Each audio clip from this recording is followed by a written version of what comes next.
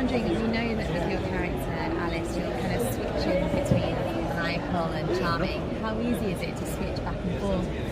When I first booked this show, and I was very excited, and I told all my friends about it, and I explained the character that I was going to be playing, and everyone's first reaction was like, oh my goodness, you're so perfect for this part, which I found very flattering in the moment. And then I kind of started thinking about it, and I'm like, that's weird, she's mentally insane.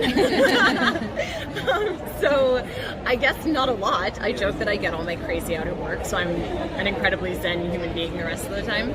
But it's provided a particular challenge for me in the best way, because, you know, within a paragraph she'll change probably 5 different times to 5 different emotions. Yeah, and the writers write her that way, which I love. But it's almost like doing a dance with myself, and so I have to take the time to pre-choreograph that dance before I do it. However, having said that, they also give me so much leeway, and it's been really fun because, you know, I'll come on set and I'll sort of say, okay, well, what are you thinking about for this scene? And they'll say, just have fun, just do your worst. I'm like, okay. And then I just go and I'll do something so insane, and I'll think that was too far, and then they'll like it. So it's been okay. Playing a flawed character like Tamsin on Lost Girl that became, like, kind of started as a villain and went to hugely loved, like, fan favorite. Do you see that in the cards for Alice, like a complex backstory that fans will fall for over time? Yeah, I think actually there are a lot of similarities between the character. You know, Tamsin was obviously not inherently evil in the same way that Alice is, but I think that they both, and I think Alice really, you know, at the end of the day just wants Kate's love again, because they're twins, and she might want it in a warped way, and, you know, her intentions for what their relationship could be is obviously a little bit crazy, but she very much wants that communion with Kate. And so I think we'll also get a chance to see the whole backstory of how Alice became the way that she was, because she wasn't that way until she was 13, and something horrible happened to her and kind of morphed her into this supervillain that we know today.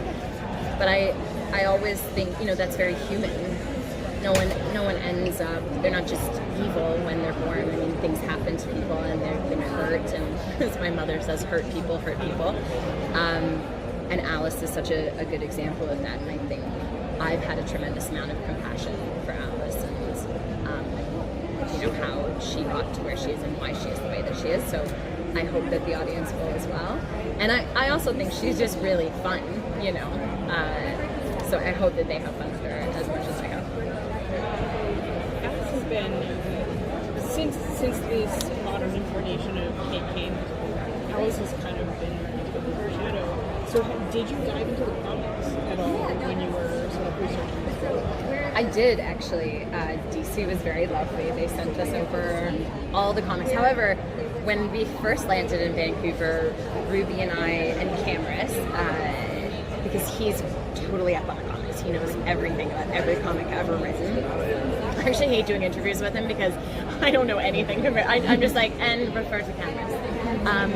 But we went to a comic book store. We found one in Vancouver, and we went in. And I remember the guy was so, like, unimpressed with us. We're like, we're here for Batwoman. We're on the show. And he's like, cool, whatever. He's like, Arrow was here the other day. We're like, oh, okay, cool, Arrow. Is that the one on Granville? Yeah, no, on Maine. Right. Yeah. Maybe it's, I don't know. Anyway, we'll discuss it. But, and so we got them, and it felt like we were in 7th grade, because we were like trading comics, and have you read this one? And I think I'm one ahead of you, and I need the other one, and that was really fun. But it also, I kind of screwed myself, because then it's this tremendous amount of pressure. Every comic that I read, I'm like, oh man, like, you know, people have loved these characters, and you want to do it justice. And I love Batman, and I've been a fan of, you know, I used to watch the Adam West Batman when I was little. So you want to do justice to the characters people have loved for a really long time and lived with and known. So hopefully we do that. Last question. Speaking of other characters, obviously Batwoman is going to be included in the crossover.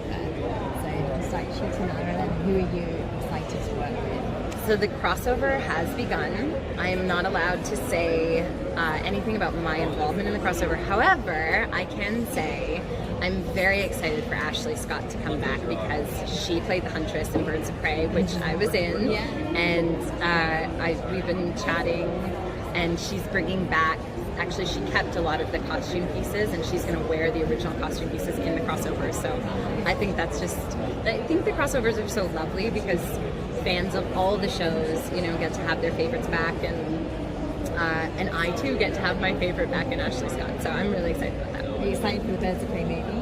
Yes, I am actually. I know, it's so funny. It's like, I often marvel with Ashley and Dina about that show, and we joke that if it had been on the air now, it would have probably gone for a really long time. It was just a bit ahead of its time, I think.